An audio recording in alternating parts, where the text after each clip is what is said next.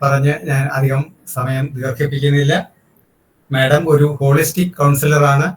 Indian knowledge സിസ്റ്റവും neuro linguistic programming എന്ന് പറയുന്ന NLP എന്ന് പറയുന്ന സിസ്റ്റവും രണ്ടും കൂടി യോജിപ്പിച്ചുകൊണ്ട് സമന്വയിപ്പിച്ചുകൊണ്ട് മാഡത്തിൻ്റെതായ ഒരു ശൈലി തീർത്തെടുത്ത് അത് മറ്റു മനുഷ്യർക്ക് എങ്ങനെ ഉപകാരപ്രദമാക്കാം എന്നുള്ളതിനെ കുറിച്ച് റിസർച്ച് ഒക്കെ ചെയ്ത് മാഡം ഒരുക്കിയിരിക്കുന്ന ഒരു പ്രോഗ്രാമാണിത്. മറ്റ് പ്രഗത്ഭമതികളായ ആൾക്കാരും പ്രഗത്ഭതയുള്ള ഓർഗനൈസേഷൻസും നടത്തുന്ന സെഷൻസുകളിൽ മാഡം അവരുടെ ഇൻസ്ട്രക്ടറായിട്ട് വർക്ക് ചെയ്തിട്ടുണ്ട്.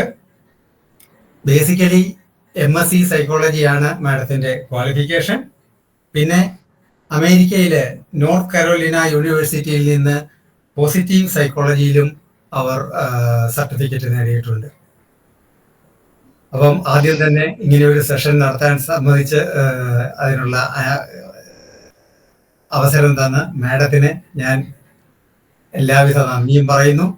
പിന്നെ ഇന്നിവിടെ ഓൺലൈനായിട്ട് ചേർന്നിരിക്കുന്ന എല്ലാവർക്കും ഞാൻ വളരെ പ്രത്യേകമായി നന്ദി പറയുന്നു. കാരണം 63 പേര് ഈ സെഷനിൽ ചേർന്നു എന്ന് പറയുന്ന സത്യത്തിൽ എനിക്ക് വിശ്വസിക്കാനാകുന്നില്ല. ഇവിടെ നമ്മുടെ ഇടയിൽ നമ്മുടെ ആളുകൾ ഇത്രയും നന്നായി കോപ്പറേറ്റ് ചെയ്യുന്നു എന്നുള്ളത്. ഇതിലും നല്ല സെഷൻസ് നമുക്ക് ഇനിയും പ്ലാൻ ചെയ്യാം എന്നുള്ളതിലേക്കാണ് വിരൽ ചൂണ്ടുന്നത്. ഏതായാലും ഞാൻ അധികം ദീർഘിപ്പിക്കുന്നില്ല. എല്ലാവർക്കും ഒരു നല്ല സെഷൻ അറ്റൻഡ് ചെയ്യാനുള്ള ഭാഗ്യം സിദ്ധിക്കട്ടെ എന്ന് പ്രാർത്ഥിച്ചുകൊണ്ട് ഞാൻ മാഡത്തിന് നിങ്ങളെ കൈമാറുന്നു. Thank you. നമസ്തേ കേണൽ സർ. എനിക്ക് ഇങ്ങനെയുള്ള പ്രോഗ്രാംസിൽ ഏറ്റവും കൂടുതൽ പ്രോത്സാഹനം തന്നിട്ടുള്ള വേണുചേട്ടൻ, Cheranallur NSS president Ramendran sir, അവരാണ് അവിടുത്തെ പ്രോഗ്രാമിന് തുടക്കം കുറിച്ചത്. അത് കഴിഞ്ഞിട്ട് ഈ ഒരു പർട്ടിക്കുലർ ക്ലാസ്സിലേക്ക് വന്നതിന്റെ ഏറ്റവും കൂടുതൽ പങ്ക് വഹിച്ചിട്ടുള്ളത് കേണൽ ജയരാജ് സർ തന്നെയാണ്. അതുപോലെ തന്നെ നവനീത് ആൻഡ് പ്രവിത. ഇതൊക്കെ വളരെ സന്തോഷം തരുന്ന ഒരു കാര്യമാണ്. എനിക്ക് നവനീതിനെ കുറിച്ച് ഒരുപാട് അഭിമാനം തോന്നുന്നുണ്ട്. നവനീതാണ് ഇതിന്റെ ടെക്നിക്കൽ കാര്യങ്ങളെല്ലാം നോക്കിയതും ഞാൻ ഈ കണ്ടന്റ് മാത്രം ഫോക്കസ് ചെയ്യുന്ന വിധത്തിൽ എല്ലാ സൗകര്യം ചെയ്തു തന്നത് നവനീതാണ്. നവനീത് പുതിയൊരു ജോലിയിലേക്ക് പ്രവേശിക്കുന്ന ഈ സമയത്ത് ഇങ്ങനെ ഒരു പ്രോജക്റ്റ് നവനീത് ഏറ്റെടുത്തത്, നവനീതിന്റെ ജോലിയിലാണെങ്കിലും ഇനിയുള്ള എല്ലാ സംരംഭങ്ങളിലും ഒരുപാട് നവനീതിന് അത് സഹായമാകും. അതൊരു പ്രിപ്പറേഷൻ ആയിരിക്കും. അത് വലിയൊരു അനുഗ്രഹം കൂടിയായിരിക്കും. എനിക്ക് ശ്രീ വിദ്യാമന്ദിർ സ്കൂളിൽ പഠിച്ച കുട്ടി എന്നുള്ള നിലയ്ക്ക് എനിക്ക് ഗുരുദേവിന്റെ കുട്ടികളെ കുറിച്ച് ഒരുപാട് പ്രതീക്ഷ തരുന്ന ഒരു കാര്യം കൂടിയാണത്. അപ്പൊ നമ്മള് എത്രയും പെട്ടെന്ന് നമ്മളുടെ ക്ലാസ്സിലേക്ക് കടക്കുകയാണ്. അപ്പൊ എനിക്കൊരു കുറച്ച് കാര്യങ്ങൾ പറയാനുള്ളത്, ബാക്കി എല്ലാവരുടെയും ഓഡിയോ ഓഫ് ആയിരിക്കണം. ഞാനിപ്പോ സ്ക്രീൻ ഷെയർ ചെയ്യും. സ്ക്രീൻ ഷെയർ ചെയ്യുമ്പോൾ എന്റെ വീഡിയോയും ഓഫ് ആയിരിക്കും. എല്ലാവർക്കും വീഡിയോ ഓഫ് ചെയ്യാം. ഫുൾ ഫോക്കസ് ഈ പഠിപ്പിക്കുന്ന ആ ഒരു സബ്ജക്റ്റിലേക്ക് തന്നെ വരണം. ഞാൻ കുറച്ച് സ്പീഡിലായിരിക്കും പോകുന്നത്. 1 മണിക്കൂറിനുള്ളിൽ നമ്മൾ ഒരുപാട് കവർ ചെയ്യുന്നുണ്ട്. അതിനെക്കുറിച്ച് വിഷമിക്കേണ്ടതില്ല. കാരണം നമ്മളിത് റെക്കോർഡ് ചെയ്യുന്നുണ്ട്. അതിന്റെ ലിങ്ക് നമ്മൾ ഇവിടെ ഷെയർ ചെയ്യുന്നതായിരിക്കും. അപ്പോൾ എന്തെങ്കിലും മിസ്സായി എന്നുള്ളൊരു വിഷമമൊന്നും വേണ്ട. അതുപോലെ തന്നെ ക്വസ്റ്റ്യൻസ് എന്തെങ്കിലും ചോദിക്കാനുണ്ടെങ്കിൽ അവസാനം നമുക്ക് ചോദിക്കാം. പിന്നെ ഈ വാട്സാപ്പ് ഗ്രൂപ്പ് നമ്മുടെ ലിങ്ക് ഷെയർ ചെയ്യുന്നത് വരെ നമുക്ക് ആക്റ്റീവായിട്ട് വയ്ക്കാം. കാരണം ഈ അറ്റൻഡ് ചെയ്ത് എല്ലാവർക്കും അത് കിട്ടാൻ വേണ്ടിയിട്ട് we will keep it open. എന്നിട്ട് നമുക്ക് അതിനെക്കുറിച്ച് വീണ്ടും തീരുമാനം എടുക്കാം. അപ്പോൾ ഭഗവാന്റെ അനുഗ്രഹത്തോടെ, ഗുരുവിന്റെ അനുഗ്രഹത്തോടെ നമ്മൾക്ക് തുടങ്ങാം. എല്ലാവരും മനസ്സുകൊണ്ട് നല്ലൊരു ക്ലാസ്സിന് വേണ്ടിയിട്ട് പ്രാർത്ഥിച്ച് അനുഗ്രഹിച്ച് നമുക്ക് സ്റ്റാർട്ട് ചെയ്യാം. പ്രാക്ടിക്കൽ പോസിറ്റീവ് സൈക്കോളജി വിത്ത് NLP, ഇതാണ് നമ്മളുടെ ഇന്നത്തെ ടോപ്പിക്ക്. സോ ഇതില് എന്തുകൊണ്ടാണ് പ്രാക്ടിക്കൽ പോസിറ്റീവ് സൈക്കോളജി എന്ന് പറയുന്നത്? സൈക്കോളജിക്ക് ഒരുപാട് ബ്രാഞ്ചസ് ഉണ്ട്, എല്ലാവർക്കും അറിയാവുന്ന കാര്യമാണ്. സൈക്കോളജി, എഡ്യൂക്കേഷണൽ സൈക്കോളജി മുതല് ക്രിമിനൽ സൈക്കോളജി, സ്പോർട്സ് സൈക്കോളജി, ഇങ്ങനെ ഒരുപാട് മേഖലകളിൽ വ്യാപിച്ചു കിടക്കുന്ന ഒരു ശാസ്ത്രമാണ് മനഃശാസ്ത്രം. ഇവിടെ നമ്മൾക്ക് അറിയേണ്ടത് നിത്യജീവിതത്തിൽ നമ്മളെ എന്താണ് സഹായിക്കുന്നത് എന്നാണ് നമുക്ക് അറിയേണ്ടത്. മനഃശാസ്ത്രത്തിന്റെ ഒരു ബേസിക് ലിറ്ററസി എന്ന് നമ്മൾ പറയുമല്ലോ, അത് കിട്ടാൻ വേണ്ടിയിട്ടുള്ള ഒരു ക്ലാസ് ആണിത്. ഇവിടെ നമ്മളുടെ മനസ്സിനെ കുറിച്ചൊരു അടിസ്ഥാനപരമായിട്ടുള്ള കുറച്ച് കാര്യങ്ങൾ നമ്മൾ അറിഞ്ഞിരിക്കണം. നമ്മുടെ സ്കൂളുകളിലൊന്നും ഇത് പഠിപ്പിക്കുന്നില്ല. നമ്മുടെ മനസ്സെന്ന് പറഞ്ഞാൽ എന്താണ്, അത് എങ്ങനെ പ്രവർത്തിക്കുന്നു, അല്ലെങ്കിൽ എന്ത് ചെയ്താലാണ് നമ്മുടെ മനസ്സിനെ നമുക്ക് ഒരു കൃത്യമായ ദിശയിലേക്ക് കൊണ്ടുപോകാൻ പറ്റുന്നത്, എന്ത് അവോയ്ഡ് ചെയ്യണം, ഇതൊന്നും നമുക്ക് അറിയില്ല എന്നുള്ളതാണ് സത്യം. അതുകൊണ്ട് തന്നെ ചെറിയൊരു പ്രശ്നം വരുമ്പോൾ നേരിടാൻ പറ്റാതെ, അതിൽ നിന്ന് പുറത്തു കടക്കാൻ സാധിക്കാതെ കുട്ടികള് ആത്മഹത്യ ചെയ്യുന്നു. വെൽ ക്വാളിഫൈഡ് ആയിട്ടുള്ള ആൾക്കാർ ഡിപ്രഷനിലേക്ക് പോകുന്നു. ഞാൻ പലപ്പോഴും പറയാറുള്ള ഒരു കാര്യം, എൻ്റെ ഒരു സ്റ്റുഡന്റ് സൂയിസൈഡ് ചെയ്തപ്പോഴാണ് ഞാനിത് തുടങ്ങിയത്. പിന്നെ അത് ഒരുപാട് പേരിൽ അങ്ങനത്തെ ആത്മഹത്യാ പ്രവണതകളൊക്കെ കണ്ടതുകൊണ്ടാണ് ഞാൻ ഇങ്ങനെ ഒരു മിഷൻ തന്നെ തുടങ്ങിയത്. Dance joyfully through life challenges. അത് വളരെ എളുപ്പമാണ്. കാരണം നമ്മൾ മനസ്സിലാക്കേണ്ട ഒരു കാര്യം, നമ്മളുടെ പല ഇമാജിനേഷൻസും സത്യമാണ് എന്ന് വിചാരിച്ചിട്ട് ജീവിതം വളരെ മിസറബിൾ ആയിട്ട് കഴിയുന്ന ആൾക്കാരുണ്ട്. അപ്പോൾ ഈ ഇമാജിനേഷൻ എന്താണ്, റിയാലിറ്റി എന്താണ് എന്നൊക്കെ നമുക്ക് തിരിച്ചറിയാൻ സാധിക്കണം. അതിന് ബേസിക്കലി നമുക്ക് മനസ്സിനെ കുറിച്ചൊരു ഐഡിയ ഉണ്ടാവേണ്ടതായിട്ടുണ്ട്. സോ വി സ്റ്റാർട്ട് വിത്ത് ഗുരുവന്ദനം. ഗുരു ബ്രഹ്മ ഗുരു വിഷ്ണു ഗുരു ദേവോ മഹേശ്വര ഗുരു സാക്ഷാത് പരം ബ്രഹ്മ തസ്മൈ ശ്രീ ഗുരവേ നമഃ. സോ ഇവിടെ നമ്മൾ നോക്കേണ്ട ഒരു കാര്യം, നമ്മുടെ ജീവിതത്തിൽ നമ്മൾ എന്താണ് ചെയ്യാൻ ആഗ്രഹിക്കുന്നത്. നമ്മളൊരു 3 കാറ്റഗറിയിലേക്ക് എടുക്കുകയാണ്. അതായത് നമ്മുടെ ഒരു ലിവിങ്ങിന് വേണ്ടിയിട്ട്, നമ്മളുടെ കരിയർ, ജോബ്, ബിസിനസ്, ഏർണിംഗ്, ഇങ്ങനെയുള്ള കാര്യങ്ങൾക്ക് വേണ്ടിയിട്ട് നമ്മൾ എന്താണ് ചെയ്യാൻ ആഗ്രഹിക്കുന്നത്. 2, നമ്മളുടെ ഹോബീസ്, നമ്മളുടെ എൻജോയ്മെന്റ്, നമ്മളുടെ പാഷൻ. നമ്മൾക്ക് ഒരു മാനസിക സംഘർഷം വരുമ്പോൾ അതിൽ നിന്നും മുക്തമാകാനായിട്ട് നമ്മൾ എന്ത് ചെയ്യാനാണ് ആഗ്രഹിക്കുന്നത്. അതുപോലെ നമ്മളുടെ കോൺട്രിബ്യൂഷൻ എന്താണ്, സൊസൈറ്റിക്ക് വേണ്ടിയിട്ടുള്ള നമ്മളുടെ കോൺട്രിബ്യൂഷൻ എന്താണ്. അപ്പോൾ ഈ 3 മേഖലകളിലും നമ്മൾക്ക് എങ്ങനെയാണ് നമ്മളുടെ പ്രോഗ്രസ് നിൽക്കുന്നത്. അതായത് അതിലെന്തെങ്കിലും തടസ്സങ്ങൾ ഉണ്ടോ, ജോലി കിട്ടാൻ എന്തെങ്കിലും ബുദ്ധിമുട്ടുണ്ടോ, അല്ലെങ്കിൽ ജോലിയിൽ തുടർന്നു പോകാൻ ബുദ്ധിമുട്ടുണ്ടോ, അല്ലെങ്കിൽ നമ്മളുടെ ഹോബീസ് എന്തൊക്കെയാണ്, നമുക്കത് കണ്ടിന്യൂ ചെയ്യാൻ പറ്റുന്നുണ്ടോ, നമ്മളുടെ കോൺട്രിബ്യൂഷൻ എന്താണ് സൊസൈറ്റിയിലേക്ക്. അതായത് നമ്മൾ കൊടുക്കും തോറും സന്തോഷം ഏറിടും എന്ന് പറയുന്നത്, കൊടുക്കും തോറും വിദ്യ ഏറിടുന്നത് പോലെ തന്നെയാണ് കൊടുക്കും തോറും സന്തോഷം ഏറിടുന്നത്. അപ്പൊ അങ്ങനെ പല കാര്യങ്ങളും ചെയ്യേണ്ട ഒരു ഉദാത്തമായ മാനസിക അവസ്ഥയിലേക്ക് എത്താൻ നമുക്ക് സാധിക്കുന്നുണ്ടോ. അപ്പോൾ ഇല്ലെങ്കിൽ നമ്മളെ എന്താണ് പുറകോട്ട് വലിക്കുന്നത്, നമ്മളുടെ ഭയങ്ങൾ എന്തൊക്കെയാണ്, നമ്മൾക്ക് കൃത്യമായിട്ടുള്ളൊരു ദിശാബോധം ഇല്ലാതെ വരുന്നുണ്ടോ, നമുക്ക് ആത്മവിശ്വാസം നഷ്ടപ്പെടുന്നുണ്ടോ, ഇതിനെ കുറിച്ചൊക്കെ നമുക്കൊരു ഐഡിയ ഉണ്ടായിരിക്കണം. അപ്പൊ നമ്മൾക്ക് അത് ശരിക്കും പറഞ്ഞാൽ എഴുതി വെക്കാം, എന്തൊക്കെയാണ് നമ്മളുടെ മനസ്സിനെ പുറകോട്ട് വലിക്കുന്നതെന്ന് നമുക്ക് എഴുതി വെക്കാം. അതാണ് ഞാൻ ആദ്യം തന്നെ ഇതൊന്ന് അറിഞ്ഞു കഴിഞ്ഞാൽ മാത്രമേ എവിടെ നിൽക്കുന്നു, ഇനി നമ്മൾക്ക് എവിടേക്കാണ് എത്തേണ്ടത്, ഇതാണ് നമ്മൾ ശ്രദ്ധിക്കേണ്ട കാര്യം.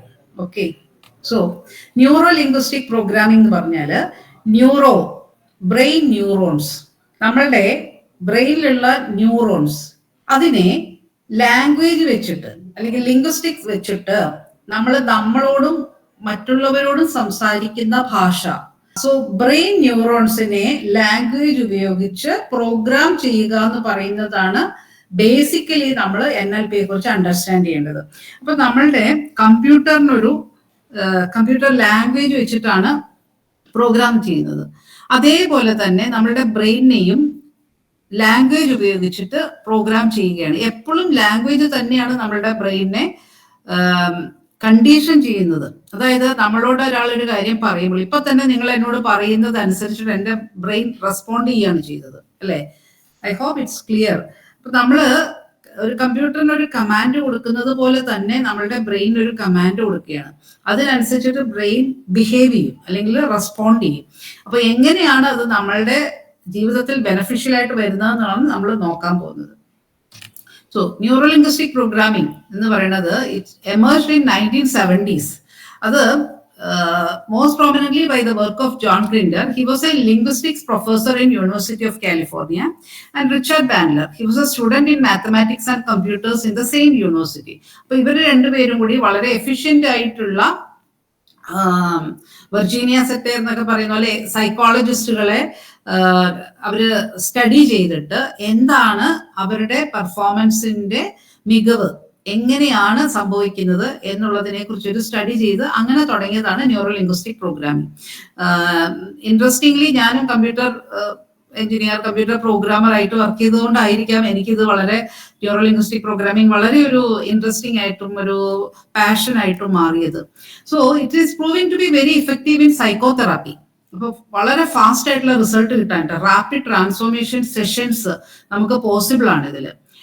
അങ്ങനെ ഈ NLPയില് ഒരുപാട് ടൂൾസ് യൂസ് ചെയ്യുന്നുണ്ട്. ആങ്കറിങ്, റാപ്പോർട്ട് ബിൽഡിംഗ്, റീഫ്രെയിമിംഗ് എന്നൊക്കെ പറഞ്ഞിട്ടുള്ള ഒരുപാട് ടൂൾസ് യൂസ് ചെയ്യുന്നുണ്ട്.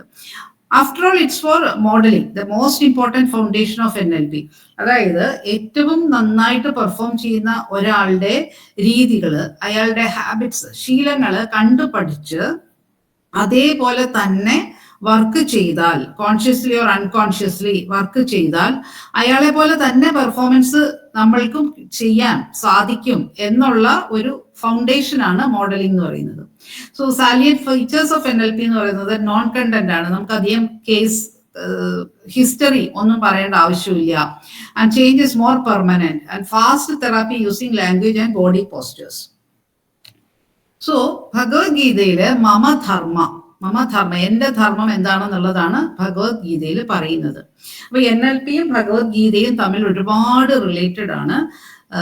ശരിക്കും പറഞ്ഞിട്ടുണ്ടെങ്കിൽ ഭഗവത്ഗീതയിൽ NLP കംപ്ലീറ്റ്ലി അടങ്ങിയിട്ടുണ്ടെന്ന് തന്നെ പറയാം. അപ്പൊ അതുകൊണ്ട് മമധർമ്മയിൽ എന്താണ് മമ, എന്താണ് ഞാൻ, who are you or me. ഇപ്പൊ നമ്മൾ പറയും ഒരു കാറിന് ഒരുപാട് പാർട്സ് ഉണ്ട്, കമ്പണൻസ് ഉണ്ട് എന്ന് പറയുന്നത് പോലെ ആ അത്രയും കമ്പണൻസ് ചേരുന്നതിനെ നമ്മൾ കാർ എന്ന് വിളിക്കുകയാണ്.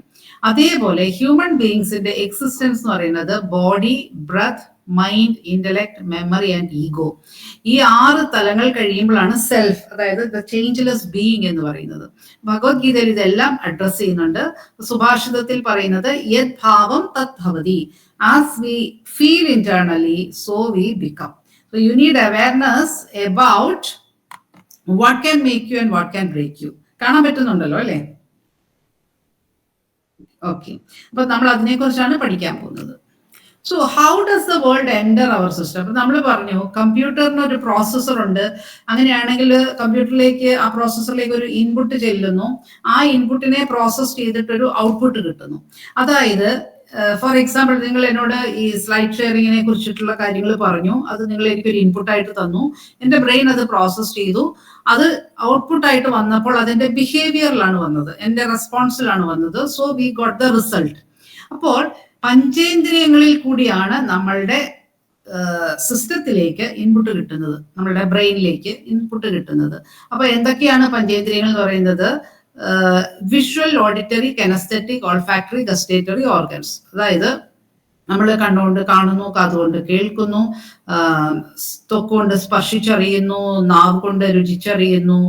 ഇങ്ങനെ 5 ഇന്ദ്രിയങ്ങളുടെ ആ ഒരു സിസ്റ്റമാണ് നമ്മളിലേക്കൊരു ഇൻപുട്ട് തരുന്നത്. ചിലത് ഔട്ട്പുട്ട് ആയിട്ടും വർക്ക് ചെയ്യുന്നു. So your internal representation of the external world is through this input. ഈ ഒരു ലോകത്തെ മുഴുവനും ഈ 5 ഇന്ദ്രിയങ്ങളിൽ കൂടെ ഉള്ളിലേക്ക് നമ്മൾ എടുത്ത് നമ്മളുടെ മെമ്മറിയിൽ വേണ്ടത് സ്റ്റോർ ചെയ്യുന്നു, നമ്മളുടെ ബ്രെയിൻ വേണ്ടത് പ്രോസസ് ചെയ്യുന്നു. സോ നമ്മുടെ മൈൻഡ് റെക്കഗ്നൈസ് ചെയ്യുന്നു, ഇന്റലക്ട് പ്രോസസ് ചെയ്യുന്നു, മെമ്മറി സ്റ്റോർ ചെയ്യുന്നു, ഈഗോ ഇതിന്റെ എക്സിക്യൂഷൻ നടത്തുന്നു. ഇങ്ങനെ വളരെ സിസ്റ്റമാറ്റിക് ആയിട്ടുള്ള ഒരു ഫങ്ഷണൽ സിസ്റ്റം ആയിട്ടാണ് നമ്മൾ വർക്ക് ചെയ്യുന്നത്. സോ ഇവിടെ ഇൻപുട്ടിനകത്ത് കൺഫ്യൂഷൻ വരാം. Can they give confusing input leading to sabotaging decisions. ഇൻപുട്ടിനെ നമ്മൾ അനാലിസിസ് ചെയ്യുന്നതിനകത്ത് തെറ്റ് വരാം. നമ്മൾ വേണ്ടത് മെമ്മറിയിൽ സ്റ്റോർ ചെയ്യാതെ ആവശ്യമില്ലാത്ത ഗാർബേജ് മെമ്മറിയിൽ സ്റ്റോർ ചെയ്തിട്ടുണ്ടെങ്കിൽ അവിടെ നമ്മൾക്ക് പ്രശ്നങ്ങൾ വരാം. So study of Gita helps you to be in Swadharma, and also it helps you to understand other people. It helps you to be unique, not a photocopy, to be in your element. And that brings fulfillment to life.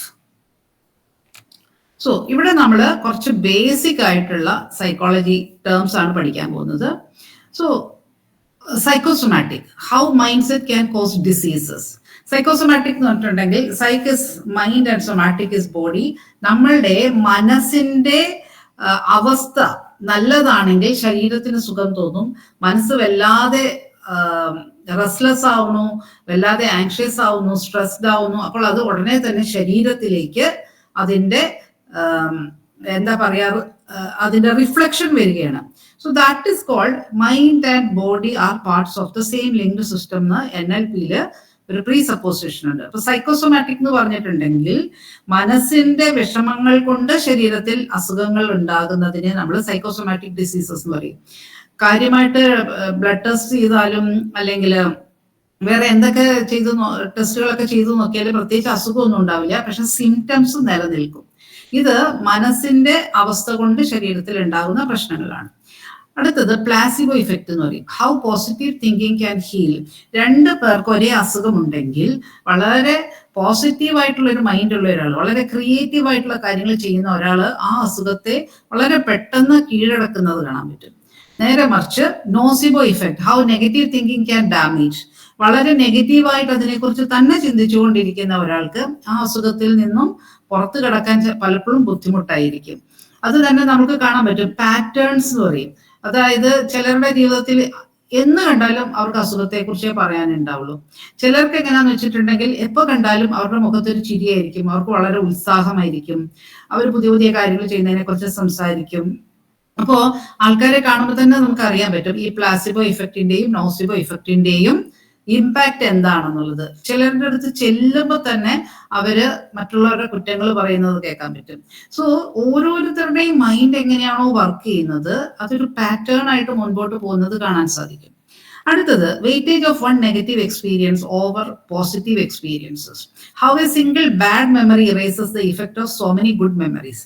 ഇത് നമ്മൾ വളരെ ഫ്രണ്ട്ഷിപ്പിൽ കഴിഞ്ഞ ചില ആൾക്കാരിലൊക്കെ കാണാൻ പറ്റും.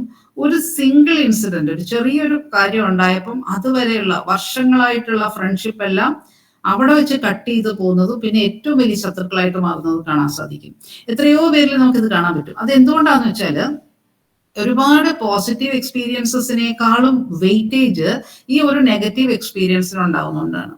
അപ്പൊ ഇവിടെ നമ്മൾ മനസ്സിലാക്കേണ്ട ഒരു കാര്യം, ബ്രെയിനൊരു നെഗറ്റീവ് ബയസ് ആണുള്ളത്. ആദ്യം തന്നെ നെഗറ്റിവിറ്റിയാണ് ബ്രെയിൻ ഐഡന്റിഫൈ ചെയ്യുന്നത്. നമ്മളൊരു സ്ഥലത്ത് ചെന്നിട്ടുണ്ടെങ്കിൽ അവിടെ ഒരുപാട് നല്ല കാര്യങ്ങൾ ഉണ്ടാവും, പക്ഷെ എന്തെങ്കിലും ഒരു പ്രശ്നം ഉണ്ടെങ്കിൽ അതായിരിക്കും നമ്മൾ ആദ്യം നോട്ടീസ് ചെയ്യുക.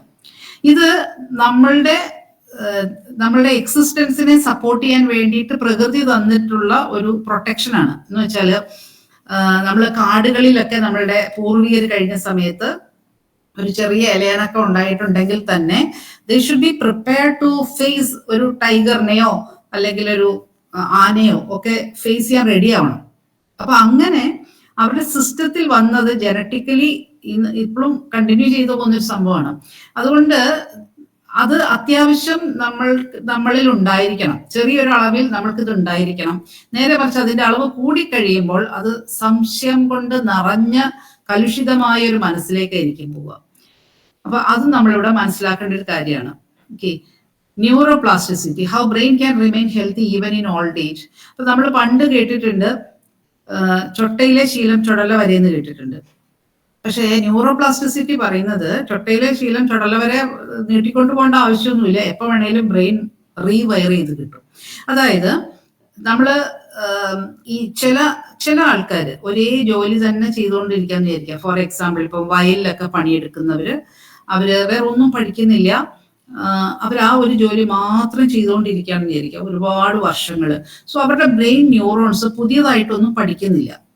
അപ്പൊ എന്ത് പറ്റുമെന്ന് വെച്ചാൽ ആ ന്യൂറോൺസ് എല്ലാം തന്നെത്താൻ നശിക്കാൻ തുടങ്ങും. ബ്രെയിൻ ചുരുങ്ങുക എന്ന് പറയും.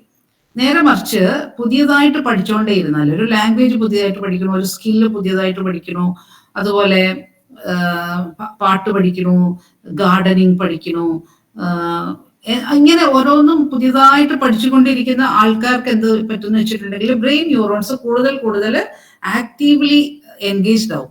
സോ അതാണ് ന്യൂറോപ്ലാസ്റ്റിസിറ്റി പറയുന്നത്. You can change your brain.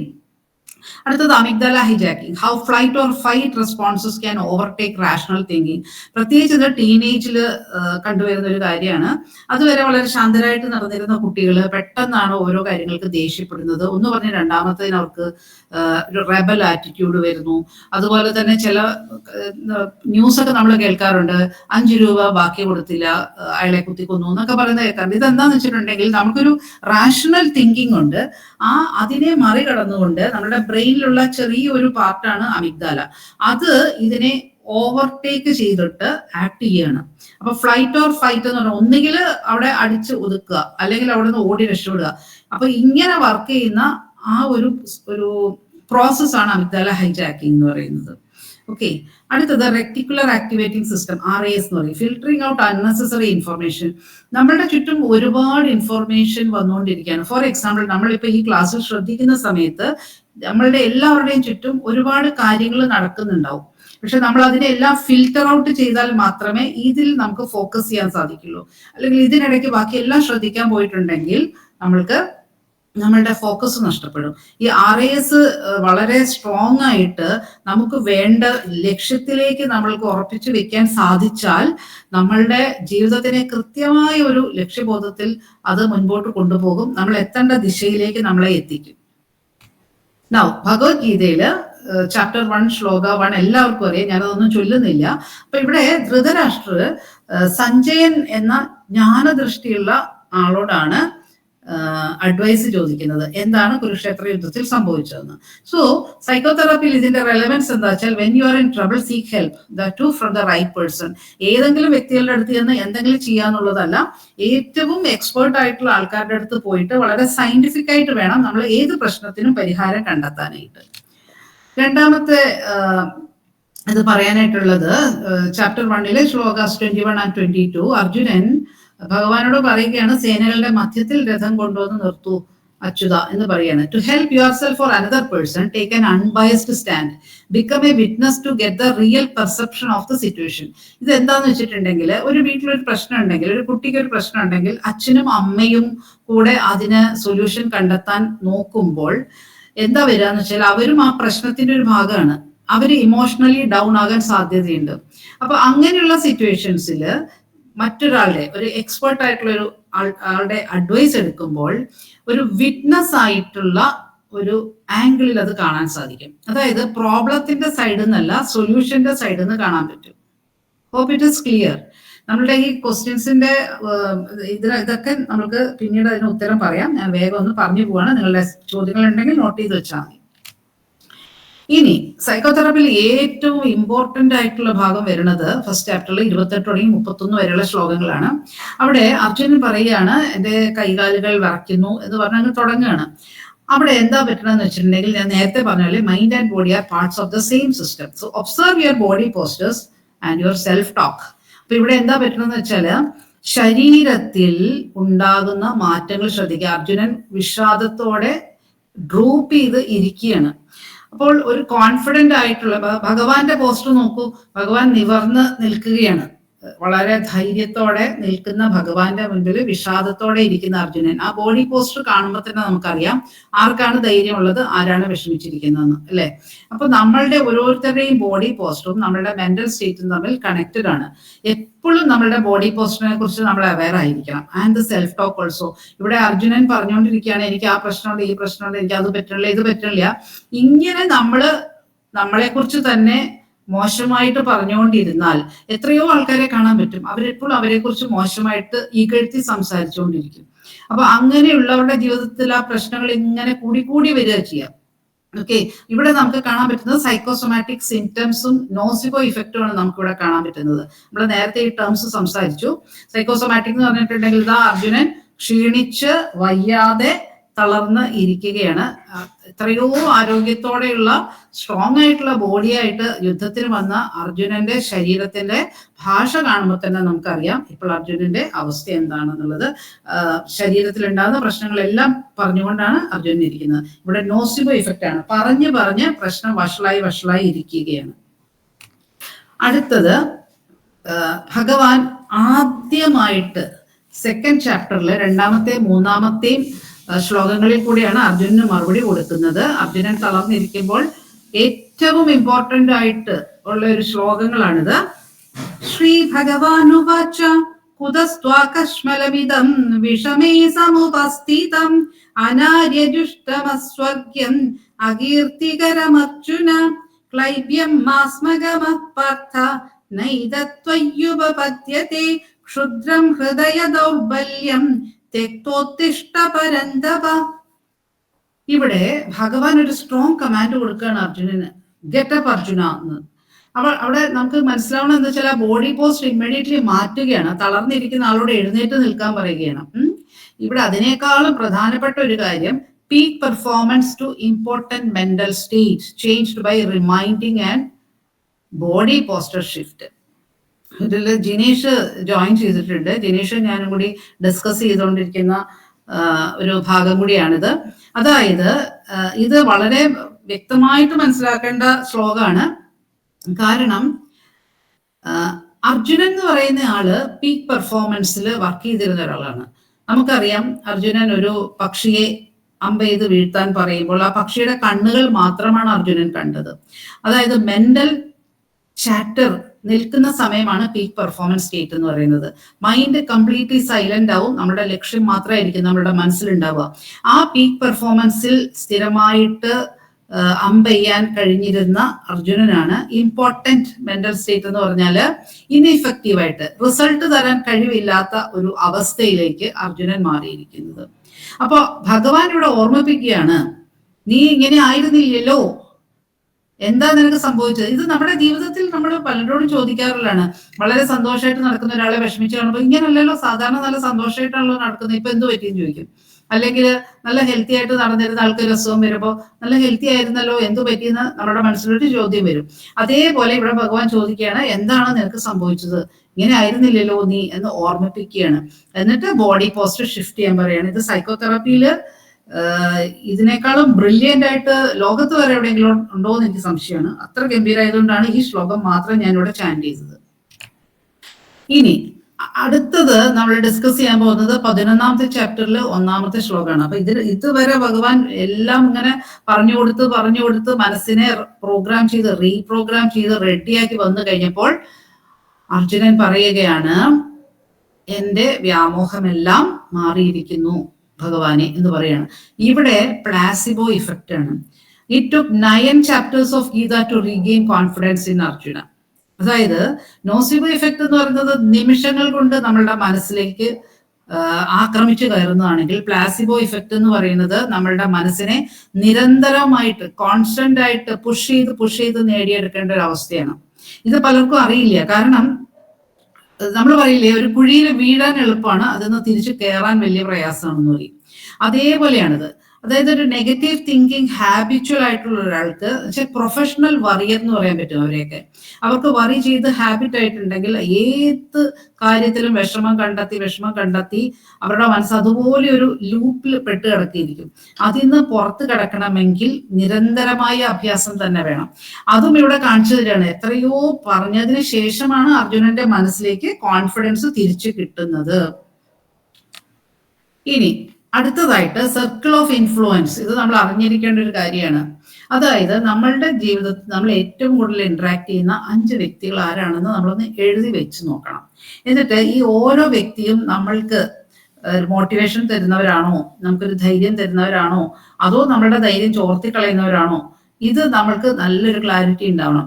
അങ്ങനെ നമ്മൾക്ക് ധൈര്യം തരുന്നവരോട് നമ്മൾ കൂടുതൽ ഇടപഴകണം. അത് ടീച്ചർമാരായിക്കോട്ടെ, ഫ്രണ്ട്സ് ആയിക്കോട്ടെ, വീട്ടുകാരായിക്കോട്ടെ. അല്ലാത്തവരുടെ അടുത്ത് നമ്മൾ ഇന്ററാക്ഷൻ കുറയ്ക്കണം. അതായത് അവരെ ജീവിതത്തിൽ ഉപേക്ഷിക്കണം എന്നുള്ളതല്ല, അതിന് പകരം നമ്മൾക്ക് ഏറ്റവും കൂടുതൽ ധൈര്യം തരുന്ന ആൾക്കാരായിട്ടുള്ള ഇന്ററാക്ഷൻ കൂട്ടണം, കമ്മ്യൂണിക്കേഷൻ കൂട്ടണം. ഇവിടെ നമുക്ക് കാണാൻ പറ്റും, കൃഷ്ണൻ അർജുനനെ നിരന്തരം മോട്ടിവേറ്റ് ചെയ്തുകൊണ്ടിരുന്നു, നേരെ മറിച്ച് ശല്യര് കർണനെ നിരന്തരം ശല്യപ്പെടുത്തിക്കൊണ്ടിരുന്നു. ഓക്കെ, അടുത്തതായിട്ട് ക്രിയേറ്റീവ് വിഷ്വലൈസേഷൻ. ഇതെല്ലാം NLP-യിലുള്ളതാണ് കേട്ടോ. ക്രിയേറ്റീവ് വിഷ്വലൈസേഷൻ എന്ന് പറയുന്നത് 11ാമത്തെ ചാപ്റ്ററിൽ 33ാമത്തെ ശ്ലോകത്തില് മെന്റൽ ഇമേജറി ടെക്നിക്സ് ഉപയോഗിച്ചിട്ട് എന്താണോ നമ്മൾക്ക് നേടേണ്ടത് അതാണ് എക്സ്പ്ലെയിൻ ചെയ്യുന്നത് ഭഗവാൻ. അത് എങ്ങനെ നേടിയെടുക്കുക എന്നുള്ളത് വളരെ ബ്യൂട്ടിഫുൾ ആയിട്ട് അതില് പറയുന്നുണ്ട്. സോ നമ്മളിപ്പോ ഈ കഴിഞ്ഞ ദിവസം കണ്ട കാര്യമാണ് അല്ലെ, ഗുകേഷ് ദൊമ്മരാജ് എന്ന് പറയുന്ന 18 വയസ്സുള്ള കുട്ടി, അവൻ പറയാണ്, I have live this moment million times. ഈ അവാർഡ് കിട്ടുന്നത് അല്ലെങ്കിൽ ട്രോഫി കിട്ടുന്നത് മില്യൺ ടൈംസ് അവന്റെ മനസ്സിൽ അവൻ ജീവിച്ചു കഴിഞ്ഞു. 11ാമത്തെ വയസ്സിൽ അവൻ പറഞ്ഞു കഴിഞ്ഞു, എനിക്ക് I want to be the youngest world chess champion എന്ന്. അപ്പൊ ഒന്ന് ആലോചിച്ച് നോക്കുക, ആ ലക്ഷ്യബോധം ഒന്ന് ആലോചിച്ച് നോക്കൂ. നമ്മളുടെ മനസ്സിലൊരു ലക്ഷ്യബോധം ഉണ്ടെങ്കിൽ നിരന്തരം നമ്മൾ അത് വിഷ്വലൈസ് ചെയ്യണം.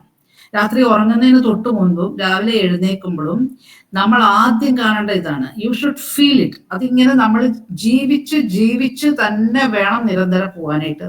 അപ്പൊ സബ് കോൺഷ്യസ് മൈൻഡിന് അത് സാധിച്ചു തന്നേ പറ്റൂ. അങ്ങനെ സബ് കോൺഷ്യസ് മൈൻഡിൽ എന്താണോ പ്രിന്റ് ആയിട്ട് കിടക്കുന്നത്, ഇംപ്രഷൻ ആയിട്ട് കിടക്കുന്നത്, അതാണ് നമ്മുടെ ജീവിതത്തിൽ നിരന്തരം സംഭവിച്ചുകൊണ്ടിരിക്കുന്നത്. സോ അതാണ് പാറ്റേൺസ് എന്ന് പറയുന്നത്, പാറ്റേൺസ് ഇൻ NLP.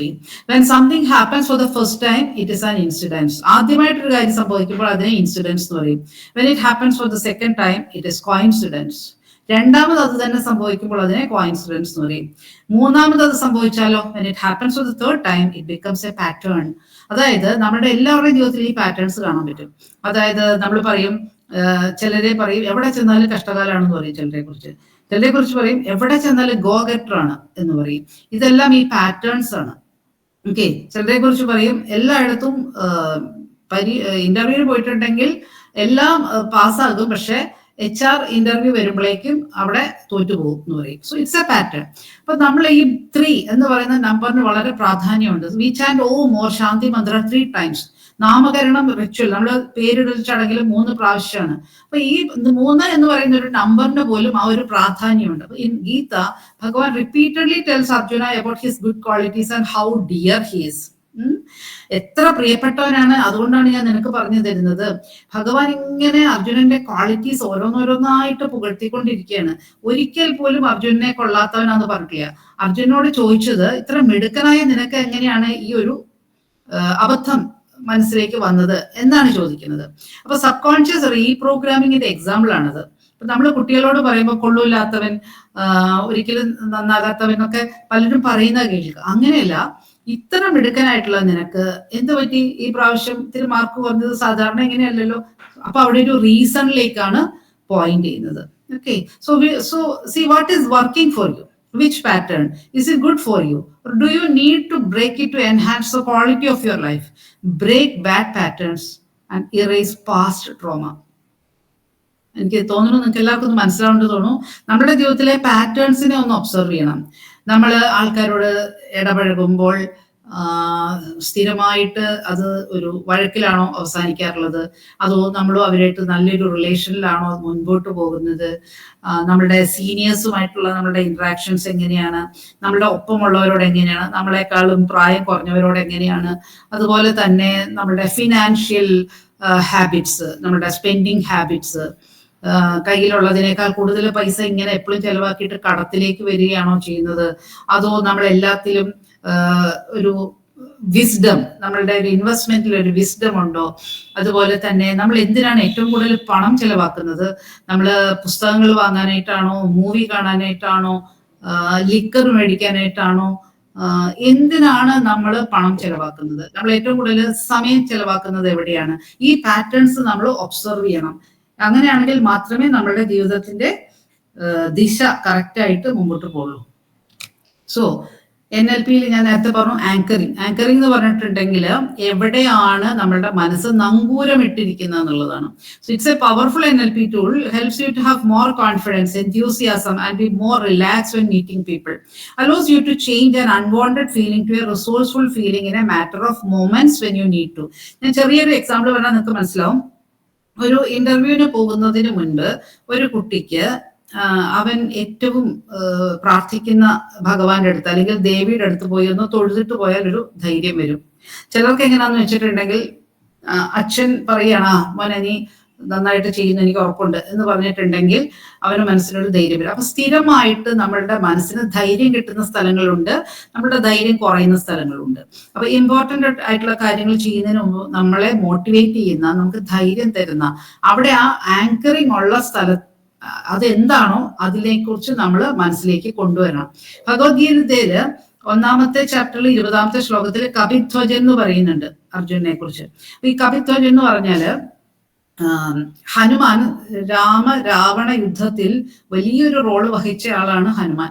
അദ്ദേഹം ആ വിജയത്തിന്റെ ഒരു അടയാളമായിട്ടാണ് കപിധ്വജനായിട്ട് ആ ഫ്ലാഗിൽ ഇരിക്കുന്നത്. അപ്പൊ നമ്മൾ ശ്രദ്ധിച്ചാൽ മനസ്സിലാവും, ശത്രുക്കൾക്ക് അത് കാണുമ്പോൾ ഭയം വരും. അവിടെ ഒരു ആങ്കറിങ് നടക്കുന്നുണ്ട്. ശത്രുക്കൾക്ക് അത് കാണുമ്പോൾ ഭയം വരും. പക്ഷെ അർജുനൻ അത് കാണുന്നില്ല, അല്ലെ? അർജുനന്റെ മേളിലാണത്. അതുകൊണ്ട് ഈ കപിധ്വജൻ ആയിട്ട് ഇരിക്കുമ്പോഴും ആ ഫ്ലാഗ് കണ്ടിട്ട് അർജുനനൊരു ആങ്കറിങ് അവിടെ സംഭവിക്കുന്നില്ല ശരിക്കും. ഓക്കെ, ആങ്കറിങ് ഉള്ള കൺസെപ്റ്റ് മനസ്സിലായി എന്ന് വിചാരിക്കുന്നു. കൂടുതൽ ചോദ്യങ്ങൾ പിന്നീട് നമുക്ക് ഡിസ്കസ് ചെയ്യാം. അടുത്തത് വളരെ പവർഫുൾ ആയിട്ടുള്ള ഒരു ടൂളാണ് മെറ്റഫേഴ്സ് എന്ന് പറയും NLPയില്. ഇവിടെ ഒരാളോട് ചോദിക്കുകയാണ്, എങ്ങനെയുണ്ട് ജോലിയൊക്കെ എങ്ങനെയുണ്ട് ചോദിക്കുമ്പോൾ വളരെ റോസി ബെഡാണ് എന്ന് പറഞ്ഞാൽ വളരെ സുഖമായിട്ടുള്ള ജോലിയാണ്. ഒരു കല്ലും മുള്ളും നിറഞ്ഞ ഒരു റോട്ടിൽ കൂടെ നടക്കുന്ന പോലെയാണെന്ന് പറഞ്ഞിട്ടുണ്ടെങ്കിൽ അതിന്റെ അർത്ഥം അത് വളരെ വിഷമം ഉണ്ടാക്കുന്ന ഒരു ജോലിയാണെന്നുള്ളതാണ്. ഓക്കെ, ഭഗവത്ഗീതയില് 3ാമത്തെ ചാപ്റ്ററിൽ 38ാമത്തെ ശ്ലോകത്തില് ഗംഭീരമായിട്ടുള്ളൊരു മെറ്റഫർ വരുന്നുണ്ട്. So how you see your self or your mental state within, നമ്മുടെ ഉള്ളിലുള്ള മെന്റൽ സ്റ്റേറ്റില് നമ്മൾ എങ്ങനെയാണ് നമ്മളെ കാണുന്നത് എന്നുള്ളതാണ്. It determines your performance and life. Very powerful therapeutical effect during hypnosis. For example, എങ്ങനെയാണ് ജോലി എന്ന് ചോദിച്ചിട്ടുണ്ടെങ്കിൽ ഞാൻ ഈ പറഞ്ഞ പോലെ റോസി ബെഡ് ആണോ റോഡ് ഓഫ് തോൺസ് ആണോ, അവിടെയാണ് റീഫ്രെയിമിങ്. വളരെ ഇമ്പോർട്ടന്റ് ആയിട്ടുള്ള ഒരു NLP ടൂളാണ് റീഫ്രെയിമിങ്. എന്ന് വെച്ചാല് മോശമായിട്ടുള്ള ഒരു ഇമേജ് നമ്മുടെ മനസ്സിലുണ്ടെങ്കിൽ നമ്മൾ അതിനെ നല്ലൊരു ഇമേജ് വെച്ചിട്ട് മൈൻഡിൽ തന്നെ റീപ്ലേസ് ചെയ്യുമ്പോൾ അവിടെ നമ്മുടെ സബ് കോൺഷ്യസ് ഉടനെ തന്നെ അത് ആക്സെപ്റ്റ് ചെയ്യുകയാണ്. ഓക്കെ, ഞാൻ എത്രയോ ക്ലയൻസിന് ചെയ്തിട്ടുള്ള ഒരു ടൂളാണത്. പിന്നെ റീഫ്രെയിമിങ് നമ്മുടെ നിത്യ ജീവിതത്തിൽ ഉപയോഗിക്കുന്നത് എങ്ങനെയാന്ന് വെച്ചാല്, ഒരു കുട്ടിയോട് ചോദിക്കുകയാണ് എങ്ങനെ ഉണ്ടായിരുന്നു പരീക്ഷ എന്ന് ചോദിച്ചാൽ ആ കുട്ടി പറയാണ് പാസ്സാവുമോന്ന് അറിയില്ല എന്ന് പറഞ്ഞിട്ടുണ്ടെങ്കിൽ അതൊരു നെഗറ്റീവ് സ്റ്റേറ്റ്മെന്റ് ആണ്. നേരെ മറിച്ച് നന്നായിട്ട് ഫീൽ ചെയ്യണു എന്ന് പറഞ്ഞിട്ടുണ്ടെങ്കിൽ അവിടെ ഒരു പോസിറ്റീവ് സ്റ്റേറ്റ്മെന്റ് ആണ്. ഈ പോസിറ്റിവിറ്റി നമ്മൾ എപ്പോഴും കൊണ്ടു നടക്കണം. ഇപ്പൊ നമ്മൾക്കൊരു കാര്യം ഒരാൾ ചോദിക്കുകയാണ് ഫുഡ് ഇഷ്ടപ്പെട്ടോ എന്ന് ഒരാൾ ചോദിക്കാതിരിക്കുക, അയാൾ ഉണ്ടാക്കിയ ഫുഡ് ഇഷ്ടപ്പെട്ടോ എന്ന് ചോദിക്കുമ്പോൾ കൊള്ളില്ല എന്ന് പറഞ്ഞിട്ടുണ്ടെങ്കിൽ അതൊരു നെഗറ്റീവ് സ്റ്റേറ്റ്മെന്റ് ആണ്. നേരെ മറിച്ച് സ്പെസിഫിക് ആയിട്ട് നമുക്ക് പറയാം, എനിക്ക് ഫുഡിന്റെ ടേസ്റ്റ് ഇഷ്ടപ്പെട്ടു, അതില് കുറച്ചും കൂടെ എരിവ് കുറഞ്ഞതാണ് ഞാൻ സാധാരണ കഴിക്കാറുള്ളത് എന്ന് ഒരു കമന്റ് പറയണമെങ്കിൽ നമുക്ക് പറയാം. പക്ഷെ ടോട്ടലി ഒരു പോസിറ്റീവ് ടോണിലേക്ക് നമ്മൾ അതിനെ കൊണ്ടുവരണം. ഐ കാൺട്ട് ഡു ഇറ്റ്, എന്നെ കൊണ്ട് ഇത് സാധിക്കില്ല എന്ന് പറയാൻ നാവിൽ വന്നാലും ഒരിക്കലും അത് പറയരുത്. ഐ വിൽ ഡു ഇറ്റ്, അല്ലെങ്കിൽ I can take an attempt എന്നുള്ള രീതിയിലേക്ക് നമ്മൾ അതിനെ ഈ കാൺട്ട് എന്ന് പറയുന്നതിനെയൊക്കെ ക്യാൻ എന്നുള്ളതിലേക്ക് നമുക്ക് റീഫ്രെയിം ചെയ്യാൻ സാധിക്കും. അങ്ങനെ വരുമ്പോൾ നമ്മുടെ പെർഫോമൻസ് ബെറ്റർ ആണെന്ന് കാണാൻ പറ്റും. ഈ പറയുന്നത് എല്ലാം നമ്മുടെ ജീവിതത്തിൽ ചെയ്യുന്ന ഓരോ കാര്യങ്ങളിലും നമ്മുടെ പെർഫോമൻസ് കൂട്ടി കൊണ്ടുവരാൻ വേണ്ടിയിട്ടുള്ള മെത്തേഡ്സ് ആണ് ഈ ഡിസ്കസ് ചെയ്യുന്നത് മുഴുവനും. അടുത്തത് പോസിറ്റീവ് സൈക്കോളജിയാണ്. It is a strength based psychology. സാധാരണ നമ്മൾ ഒരാൾക്ക് എന്താണ് അസുഖം എന്ന് നോക്കിക്കൊണ്ടിരിക്കുന്നിടത്ത് ഇവിടെ ഒരാളുടെ കഴിവുകൾ എന്തൊക്കെയാണ്, അയാൾ സ്ട്രോങ് ആയിട്ടുള്ള ഏരിയാസ് എന്തൊക്കെയാണ് എന്ന് നോക്കിയിട്ട് നമ്മളൊരു തെറാപ്പി കൊടുക്കുന്നതിന് പോസിറ്റീവ് സൈക്കോളജി എന്ന് പറയും. അതിനർത്ഥം ഒരു അസുഖവും വരില്ല, ഒരു പ്രശ്നവും ഉണ്ടാവില്ല, ഒരു കടവും വരില്ല എന്നും പറഞ്ഞുകൊണ്ട് എല്ലാം നല്ലതായിട്ടേ വരുള്ളൂ. അങ്ങനെയല്ല അതിന്റെ അർത്ഥം. അതൊരു തെറ്റിദ്ധാരണയാണ്. നേരെ മറിച്ച് എന്ത് വന്നാലും നേരിടാനായിട്ടുള്ള മനക്കരുത്തുണ്ട്, എല്ലാ കാര്യങ്ങളിലും ഈശ്വരാനുഗ്രഹമുണ്ട്, അച്ഛനമ്മമാരുടെ അനുഗ്രഹമുണ്ട് എന്ന് പറഞ്ഞിട്ടുള്ള ഒരു മനസ്സിന്റെ സ്ഥിതി പൊക്കിയെടുക്കുക എന്നുള്ളതാണ് പോസിറ്റീവ് സൈക്കോളജി എന്ന് പറയുന്നത്. ഫോർ എക്സാമ്പിൾ, ഒരു കുട്ടി ക്ലാസ്സിൽ വളരെ പ്രശ്നം ഉണ്ടാക്കുന്ന ഒരു കുട്ടിയെ ഒരു ടീച്ചർ വിളിച്ചിട്ട് സംസാരിക്കുമ്പോൾ ആദ്യം തന്നെ നീ ആ പ്രശ്നം ഉണ്ടാക്കി ഈ പ്രശ്നം ഉണ്ടാക്കി എന്ന് പറയുന്നതിന് പകരം ആ കുട്ടിയുടെ അടുത്ത് നീ വളരെ ശ്രദ്ധിച്ച് ക്ലാസ്സിൽ ഇരിക്കുന്നത് കാണാം, പലപ്പോഴും ഞാനത് നോട്ട് ചെയ്തിട്ടുണ്ട്, അപ്പൊ എനിക്ക് തോന്നിയിട്ടുണ്ട് നീ വളരെ മിടുക്കനാണല്ലോ, അതുകൊണ്ടാണല്ലോ ഇത്ര ശ്രദ്ധയോടെ ഇരിക്കുന്നത്, പിന്നെ ഇന്നൊരു ദിവസം എന്ത് പറ്റി, ഈ ഒരു രീതിയിൽ നമ്മൾ ചോദിക്കുമ്പോൾ ആക്ച്വലി നമ്മുടെ ഫോക്കസ് അവന്റെ സ്ട്രെങ്ത് കൂട്ടിക്കൊണ്ടുവരാനാണ്. പിന്നെ പോസിറ്റീവ് ഇമോഷൻസ് എന്ന് പറയുമ്പോൾ ഇതെല്ലാം ഞാൻ ഈ ലിസ്റ്റ് ചെയ്തിരിക്കുന്ന ഒന്നും ഞാൻ പ്രത്യേകിച്ച് പറയണില്ല. ലവ്, ട്രസ്റ്റ്, അക്സെപ്റ്റൻസ് ഒക്കെ ഇതെല്ലാം പോസിറ്റീവ് ഇമോഷൻസ് ആണ്. ഒരു ഹാപ്പിനെസ്, എക്സൈറ്റ്മെന്റ്, ജോയ്, ഹോപ്പ്. ഇതില് ഹോപ്പ് എന്ന് പറയുന്നത് നെഗറ്റീവ് സിറ്റുവേഷനിൽ ഉണ്ടാകുന്ന ഒരു പോസിറ്റീവ് ഇമോഷനാണ്. ബാക്കിയെല്ലാം പോസിറ്റീവ് സിറ്റുവേഷൻസിൽ ഉണ്ടാകുന്നതാണെങ്കിൽ ഈ ഹോപ്പ് എന്ന് പറയുന്നത് ഒരു നെഗറ്റീവ് സിറ്റുവേഷനിൽ ഉണ്ടാകുന്ന ഒരു പോസിറ്റീവ് ഇമോഷനാണ്. ഇതെല്ലാം ഉണ്ടെങ്കിൽ നമുക്കൊരു ഹാപ്പി ആൻഡ് ഹെൽത്തി ലൈഫ് നയിക്കാൻ സാധിക്കുള്ളൂ. നേരെ പക്ഷെ നെഗറ്റീവ് ഇമോഷൻസ് എന്ന് പറയുന്നത് ഇനിയുണ്ട് കേട്ടോ, ഒരുപാടുണ്ട്. ഫിയർ, ആങ്കർ, സാഡ്നസ്, റേജ് എന്നൊക്കെ പറഞ്ഞിട്ട് ഒരുപാടുണ്ട്. ഇവിടെ നമ്മൾ ശ്രദ്ധിക്കേണ്ട ഒരു കാര്യം എന്താ അറിയോ, നെഗറ്റീവ് ഇമോഷൻസിന് ഇന്റൻസിറ്റി വളരെ കൂടുതലായിരിക്കും, പോസിറ്റീവ് ഇമോഷൻസിന് ഇന്റൻസിറ്റി കുറവായിരിക്കും.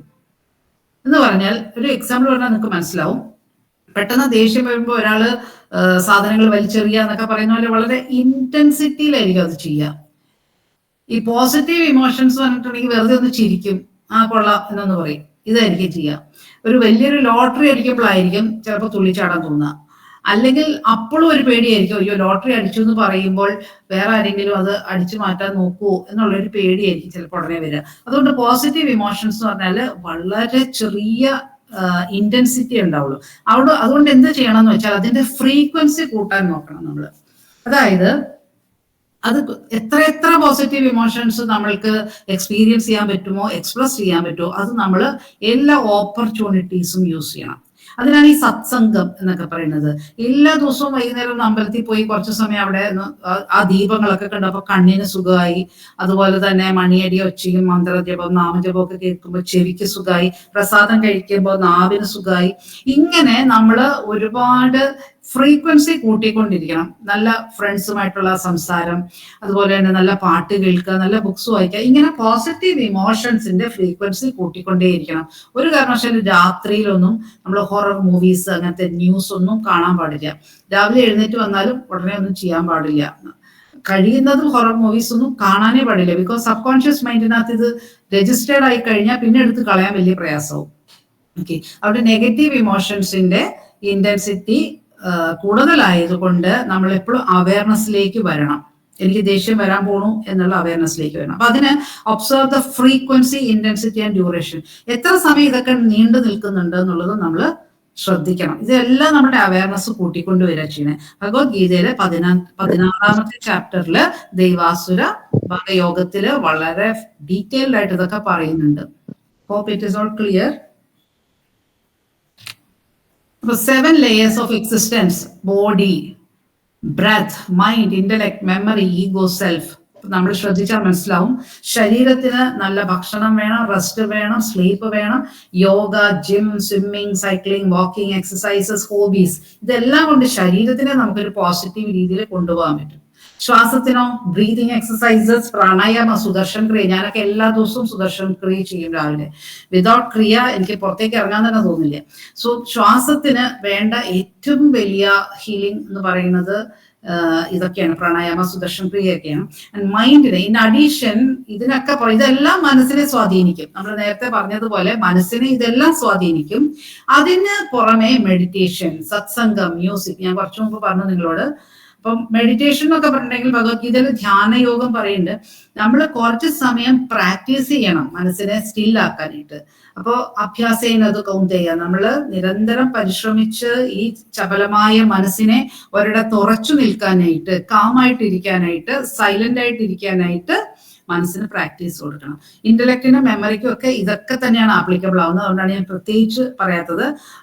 പിന്നെ പറയാനായിട്ടുള്ള ഇന്റലക്റ്റിന് മാത്തമാറ്റിക്സ് പ്രോബ്ലംസ് വർക്ക്ഔട്ട് ചെയ്യുന്നത് നല്ലതാണ്, ചെസ് കളിക്കുന്നത് നല്ലതാണ്, സുഡോക്ക് ഒക്കെ കളിക്കുന്നത് നല്ലതാണ്, കോർ ലാറ്ററൽ എക്സസൈസ് ചെയ്യുന്നത് നല്ലതാണ്. മെമ്മറിക്കാണെങ്കിലും ശ്ലോകങ്ങളൊക്കെ ബൈ ഹാർട്ട് പഠിക്കുന്നത് നല്ലതാണ്. ഞാൻ എല്ലാം ഒന്നും ഇവിടെ സ്ലൈഡിൽ കാണിക്കാത്തതാണ്. അതുപോലെ തന്നെ രാത്രി ഉറങ്ങുന്നതിന് മുൻപ് അന്ന് നടന്ന എല്ലാ കാര്യങ്ങളും ഒന്ന് ഓർത്ത് ഒന്ന് എഴുതി വെക്കുന്നതും ഒക്കെ നല്ലതാണ്. മെമ്മറിക്കുള്ള ഇതാണ്. ഈഗോ എന്ന് പറയുന്നത് സേവ അല്ലെങ്കിൽ സർവീസ്.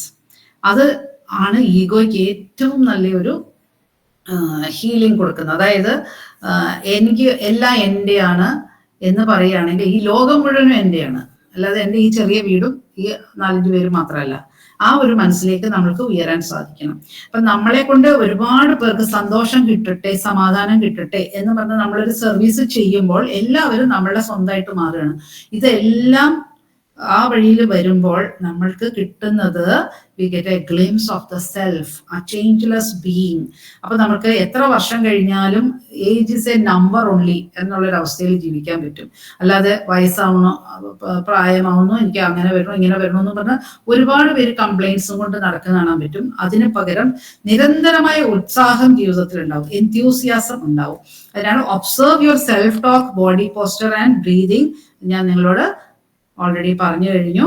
സെൽഫ് ടോക്ക് എന്ന് പറയുന്നത് അവനവനെ കുറിച്ച് എപ്പോഴും നമ്മൾ വളരെ സന്തോഷത്തോടെ, സ്നേഹത്തോടെ, കാരുണ്യത്തോടെ മറ്റുള്ളവരോട് സംസാരിക്കുന്ന പോലെ തന്നെ നമ്മളോട് സംസാരിക്കണം. I know I am going to make it big in life എന്നുള്ളൊരു എപ്പോഴും മനസ്സിൽ തന്നെത്താൻ പറയണം. And Bhagavad Gita prescribes all this: pranayama, meditation, yoga, sattvic food, proper rest and sleep and middle path for everything in life. എല്ലാത്തിനും ഒരു middle path, not to the extremes എന്നാണ് പറയാ. അതായത് ഉറക്കം നല്ലതാണെങ്കിൽ എപ്പോഴും ഉറക്കം, that is not good. Meditation നല്ലതാണെങ്കിൽ 24 hours മെഡിറ്റേഷൻ മാത്രം, വേറെ ഒന്നും ചെയ്യില്ല എന്ന് പറയുന്ന പോലെയല്ല. ഇതെല്ലാം നമ്മളുടെ ജീവിതത്തിൽ വേണ്ട രീതിയിൽ മുൻപോട്ട് കൊണ്ടുപോകാൻ നമുക്ക് സാധിക്കണം.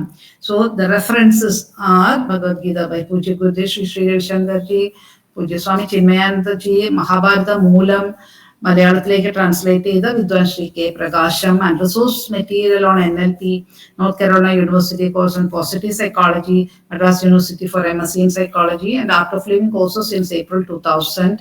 Thanks to all my students and participants, and pranams to Guru Parampara, to all the teachers who impacted knowledge to me in this journey. Thank you very much.